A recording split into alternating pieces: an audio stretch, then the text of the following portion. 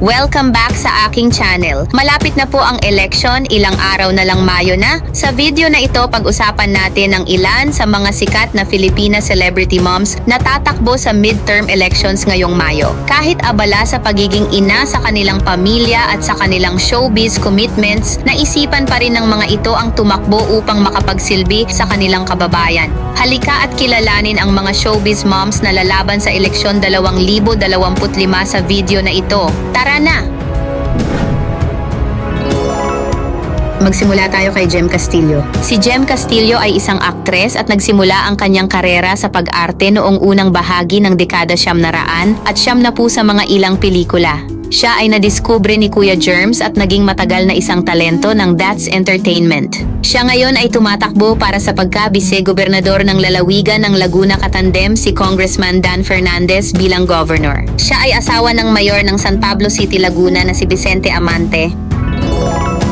Si Angelica de la Cruz ay tatakbo bilang vice-alkalde ng Malabon City ngayong midterm elections. Mula sa matagal na paninilbihan bilang barangay chairman ng Longos, Malabon City, handang-handa na raw si Angelica de la Cruz na maglingkod bilang vice-alkalde o vice mayor ng kinalakihang lungsod. Siya ay may 2 anak mula sa kanyang asawa na si Orion Casareo.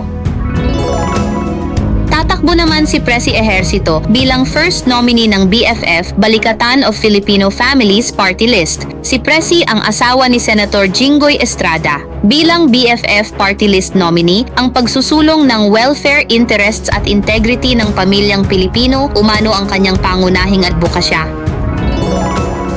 Ang mommy, vlogger and businesswoman na si Rosmartan o Rosemary Peñamora Tan Pamulaklakin sa totoong buhay na tatakbo ulit bilang councilor ng ika-4 na distrito ng Maynila. Siya ay unang tumakbo ng pagka-councilor noong 2022 pero di pinalad na manalo. Noong Enero 30, 2025, siya ay opisyal na nag-withdraw bilang kandidato sa pagka-councilor ng Manila. Si Rosmartan ay may 2 anak sa kanyang asawa. Mula sa pagiging parte ng isang political serye sa TV na First Yaya at First Lady, ngayon in real life na pagpasok sa politika ng showbiz mom na si Kai Cortez. Tatakbo si Kai sa 2025 eleksyon bilang councilor sa Taytay, Rizal. Siya ay anak ng aktor na si Rez Cortez at mayroon 2 anak sa kanyang asawa. Muling kakandidato si Maricel Morales bilang konsehal ng Angeles City, Pampanga. Babalikan lamang niya ang pwesto na kanyang pinanghawakan mula 2007 hanggang 2016. Si Morales ay kinoronahang mutya ng Pilipinas noong 1975 at naging asawa ng aktor na si Ace Espinosa pero naghiwalay din. Siya ay ikinasal kay Sonny Agoncillo noong Nobyembre 2022. Gustong mare-elect si Angelica Jones bilang board member ng ika-3 distrito ng lalawigan ng Laguna. Naglingkod si Angelica na board member ng ika-3 distrito ng Laguna mula 2010 hanggang 2016 at 2019 hanggang 2021. Siya ay may anak na lalaki na ngayon ay 11 taong gulang. Susubukan naman ni Miss Universe 2011 third runner-up Shamsi Supsup na manalo bilang councilor ng Pasig City. Siya ay dating Miss Universe Philippines National Director at susubukang tahakin ang magulong mundo ng politika bilang councilor ng Pasig City. May 2 anak na si Shamsi sa kaniyang mister na si Lloyd Lee. Tatakbo rin ang dating sexy actress at ex-member ng Bubble Gang na si Ara Mina para councilor ng ika-2 distrito ng Pasig City. Si Ara ay may anak sa dating partner na si Bulacan Vice Mayor Patrick Meneses na pinangalanan nila na Amanda Gabriel. Siya ngayon ay ikinasal kay businessman Dave Almarines na CEO ng Philippine International Trading Corporation at dating Laguna Provincial Board member. Tatakbo naman ang misis ni City Councilor Jomari Iliana na si Abby Viduya or mas kilalang Priscilla Almeda para maging kinatawan ng 1st District ng Parañaque City sa konseho. Sila ay unang nagsama sa 1992 film Guwapings The Adventure. Si Priscilla Almeda ay ikinasal kay Jomari sa US noong Nobyembre 2023. Siya ay may 2 anak na babae sa dati niyang karelasyon.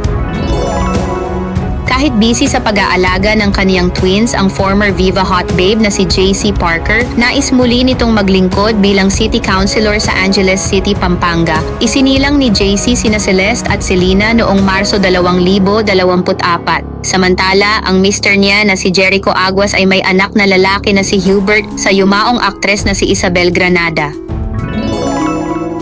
Ang superstar at national artist na si Nora Aunor ay ang second nominee ng People's Champ Party List para sa eleksyon 2025.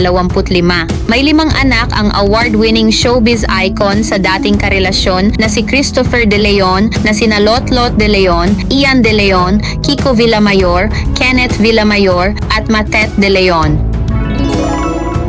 Nagbabalik politika ang aktres na si Marjorie Barreto na tatakbo sa midterm elections para maging city councilor ulit ng 2nd distrito ng Caloocan. Dati nang nagsilbi bilang councilor ng lungsod Caloocan ang nanay ni Julia Barreto.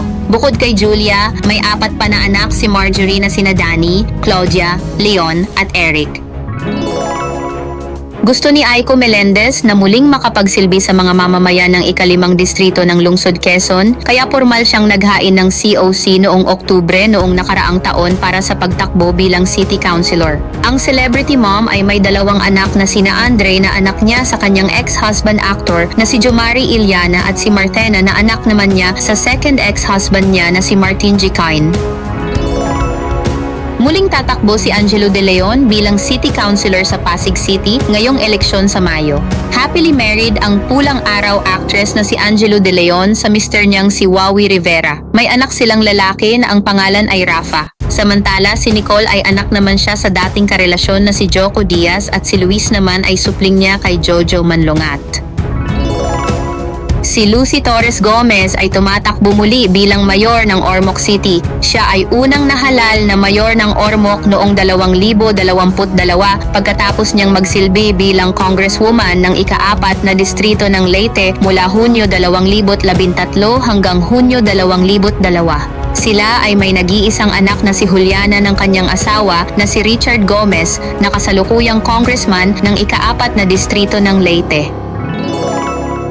Si Lani Mercado na asawa ni incumbent Senator Bong Revilla ay susubukang muli na makuha ang boto ng mga kababayan niya sa 2nd distrito ng Cavite bilang congresswoman. Sila ni Ramon Bong Revilla Jr. ay may 7 anak at 3 sa kanilang anak ay kasalukuyan din mga politiko na sina Jolo Revilla, Ryan Revilla at Ram Revilla. Ang nanguna sa listahan natin ay si Vilma Santos Recto. Kung manalo sa susunod na eleksyon, muling magsisilbi bilang gobernadora ng Batangas si Ate Vilma. Ang governor na posisyon ay dating niyang hinawakan mula 2007 hanggang 2016. Ang tinaguriang Star for All Seasons ang kauna-unahang babaeng governor ng probinsya nang siya ay unang mahalal noong 2007. Siya ang ina ni Luis Manzano at Ryan Recto at asawa ni Senator at Department of Finance Secretary Ralph Recto. Salamat sa panonood sa video natin tungkol sa mga Filipino celebrity moms na tatakbo ngayong halalan sa Mayo. Iboboto mo ba sila? Kung bago ka pa lang sa aking channel ay huwag kalimutan mag-subscribe at i-click ang notification bell para lagi kang updated sa mga bagong videos natin.